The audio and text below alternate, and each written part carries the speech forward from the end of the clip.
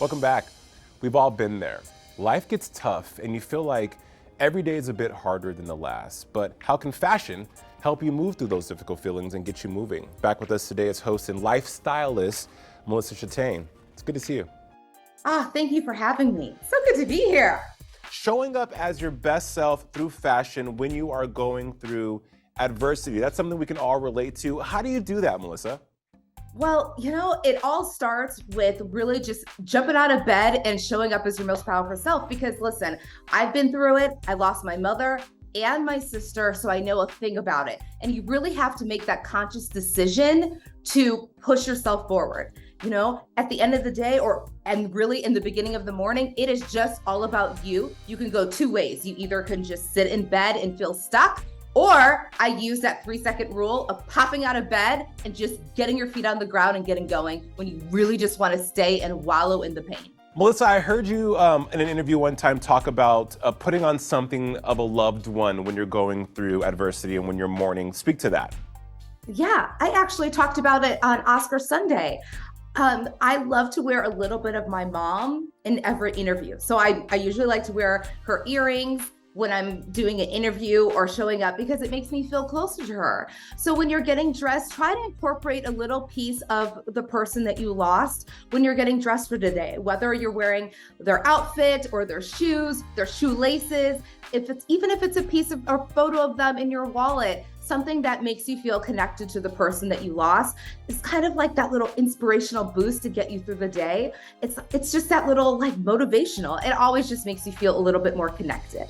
I love that we're approaching fashion in an altruistic way, Melissa, because here when we think about fashion, we think about, labels and the look and the fit, but we don't really talk about it from a spiritual aspect. Dopamine dressing. That's something you're really about. What is that? Tell our audience what dopamine dressing entails.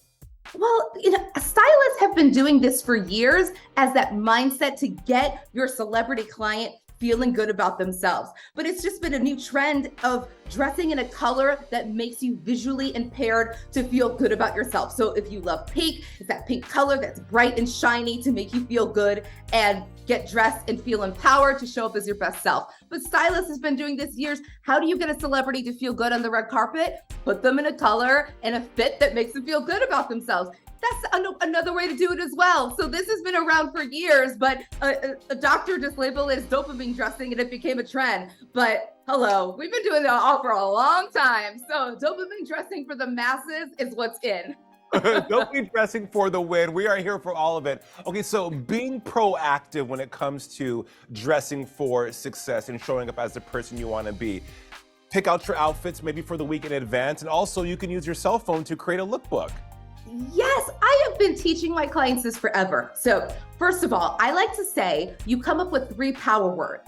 How do you want to show up? How do you want to feel? So for me, I like to feel sexy, confident, and in charge, comfortable. So think about the words that reflect your personal style and how you want people to view you. Think about how you want to show up in your power and how you want to show up, and you keep these looks on your cell phone. So if you're not following the 3-second rule of popping out of bed, you can also have your favorite look saved on your cell phone, and you can scroll through your cell phone and say, okay, I know I loved this outfit that I look good in, and then you can save it in a lookbook of your best outfits. Melissa, putting fashion and style to the side, what advice do you have for our audience who may be grieving and who may be experiencing some dangerously low lows right now? What would you say to them?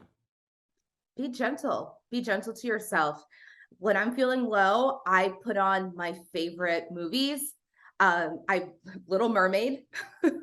Like when I'm feeling sick and sad and feeling low, I put on things that bring me joy. And I watch my favorite movies. I have a really tight circle of friends, and I have a code word. So when I'm feeling low, I text my friends and I say melted cheese. And when I'm melted cheese, they know that they need to check in on me. They need to pull me out of that dark space. And it's not a large group of people, but you have to have those reinforcements of people that know when it's bad.